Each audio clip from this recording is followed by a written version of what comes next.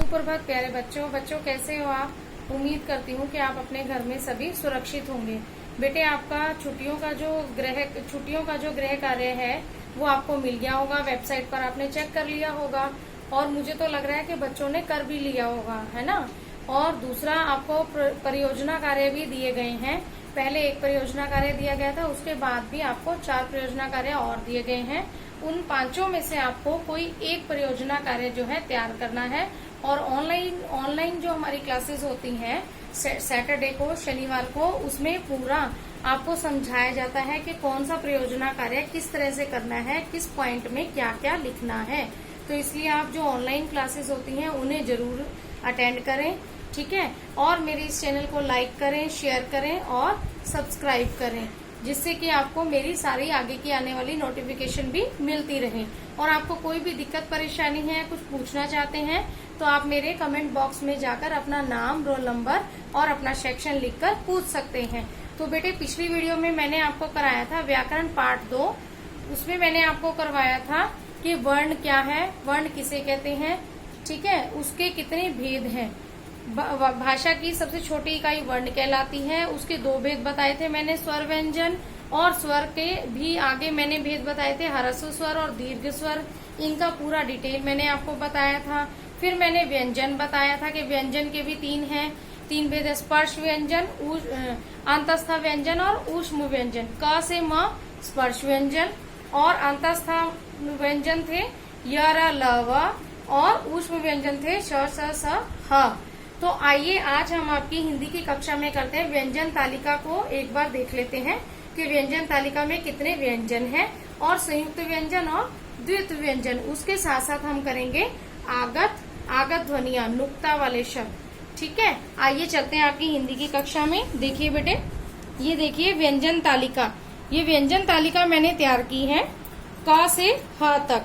मैंने आपको पहले भी जब वीडियो में मैंने ये लेसन करवाया था, मैंने बताया था कि ये कितने हैं, 33 हैं, 33 हैं। उसके बाद व्यंजन तालिका में ये 2 जोड़े जाते हैं, ड ड, ये हमेशा बीच में आते हैं, शब्द के अंत में ही लगते हैं। ये शब्द के इन दोनों का प्रयोग मध्य या अंत में होता है। मध्य में, बीच में भी हो सकता है और उसके अंत में भी हो सकता है। जैसे मैंने 2 उदाहरण लिख दिए थे, जोड़ या बाढ़, ठीक है।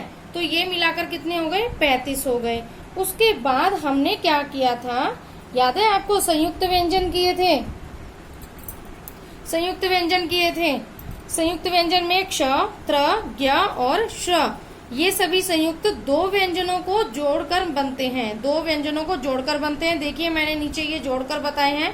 क्ष जो है वो क और श, त्र जो है वो त और र, ये आगे वाले सारे आधे आधे हैं। उनमें मैंने दूसरे व्यंजन जोड़े हैं। देखिए ज्ञ बनाने के लिए ज, अण, श्र बनाने के लिए श, आधा, हलंत लग गया तो आधा, ये आपको पता है, प्लस र, ये संयुक्त व्यंजन कहलाते हैं। उसके बाद हमने किए थे द्वित्व व्यंजन। याद है आपको द्वित्व व्यंजन, जब एक ही जो है व्यंजन 2 बार आता है। देखिए, जब एक स्वर सहित यानी कि एक तो स्वर सहित और एक स्वर रहित व्यंजन लिखे या बोले जाएं तो उसे द्वित्व व्यंजन कहते हैं। देखिए इधर मक्का लिखा मैंने, ठीक है, मैंने मक्का लिखा, म, आधा क और पूरा क, आ। इसमें क्या है, जो ये वाला है आधा क है वो क्या है, स्वर रहित। इसमें क्या है, स्वर नहीं मिला हुआ, स्वर जो है वो नहीं मिला हुआ। और इसमें क्या है, स्वर सहित। मैंने ये निशान राइट का लगाया है, स्वर सहित का है, इसका मतलब ये है सहित, स्वर सहित। और ये क्या है, स्वर रहित, यानी कि इसमें जो है स्वर नहीं मिला हुआ, ये आधा है। और वही वाला व्यंजन जब पूरा लिखा जाएगा तो वो स्वर सहित।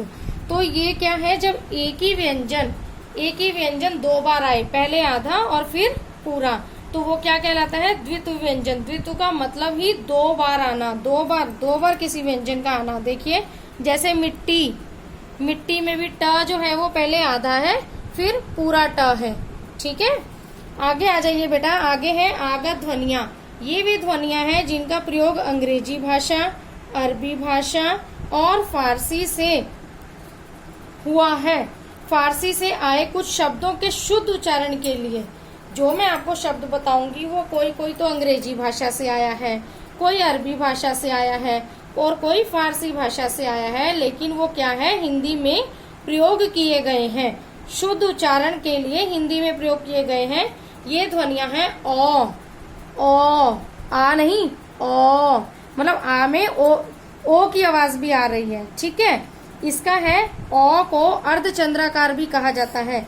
देखिए ये तो चंद्र बिंदु हो गया, ये नहीं कह रही मैं, ठीक है, मैं कह रही हूँ, मैं बात कर रही हूँ इसकी ओ, बस चंद्र बनाना है आपको।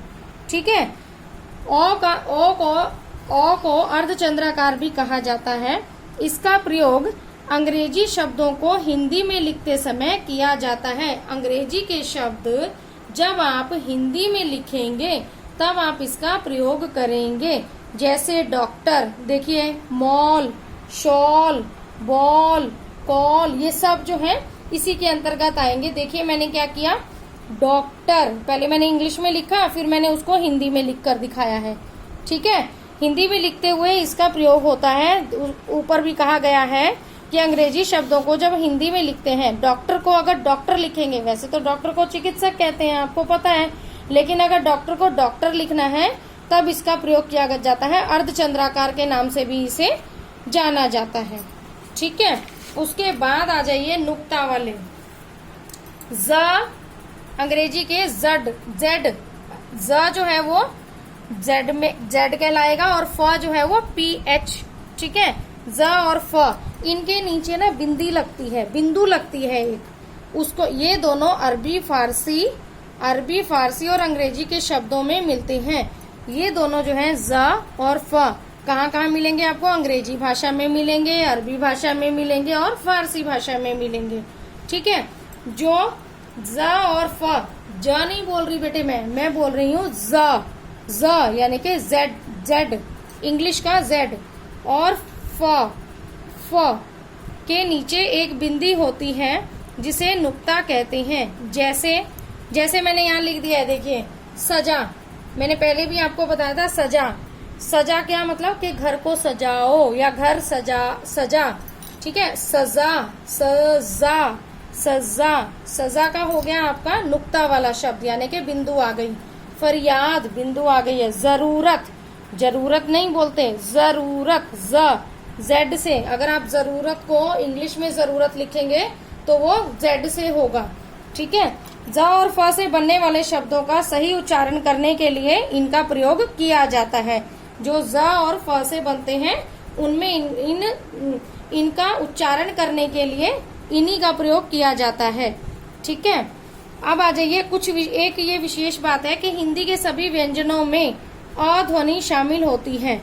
ये आपको भी पता है। उन्हें स्वर रहित दर्शाने के लिए हल चिन्ह का प्रयोग किया जाता है। उन्हें जब उनमें ये दिखाते हैं कि स्वर नहीं है तब क्या करते हैं, हलंत लगा देते हैं। हलंत का मतलब क्या है कि वो स्वर जो है वो आधा है।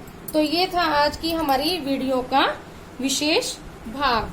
ठीक है, अब आपको ये समझ में आ गया होगा अच्छे से, क्योंकि आपकी दोहराई भी हो गई है और इसकी पहले वीडियोस भी भेजी जा चुकी हैं। तो देखिए बेटा, आपको पता चल गया कि व्यंजन जो है 39 हो गए हैं।